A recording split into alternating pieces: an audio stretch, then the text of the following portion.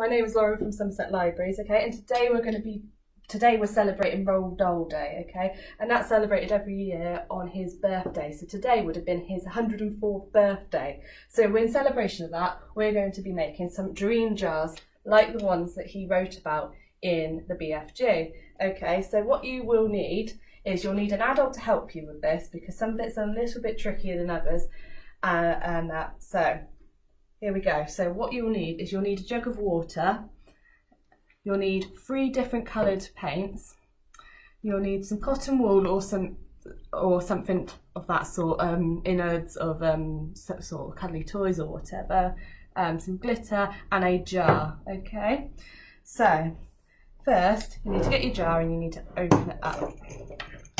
Okay, what you need to do is you need to put a third of the jar, fill the third of the jar with water. Okay, so that's will be about there.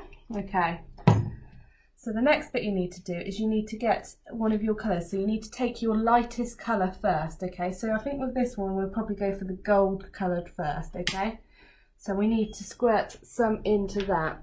Okay, so we're going to add a small amount of that into there. There we go. And then we need to stir it in. So I've got a long stirring stick here just to stir it in. Okay. You can see that the paints come together with the water, giving you a glittery goldy colour. Okay. So the next bit, you need to take some of your fluff it up a little bit.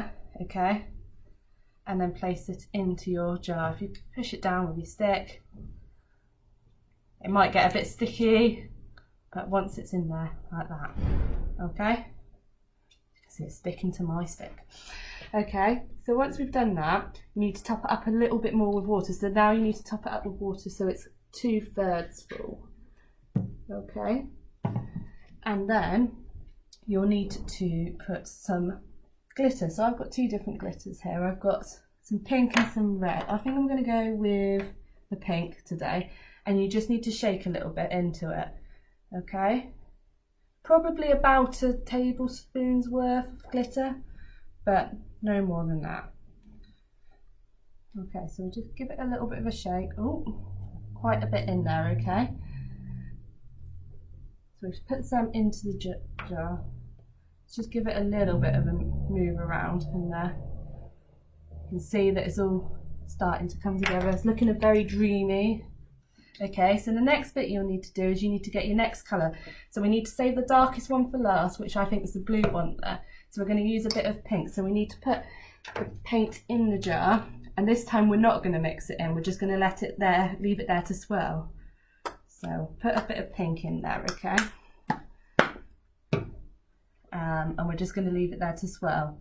This next time, we need to get the blue paint and just top it up a little bit more with the darkest colour.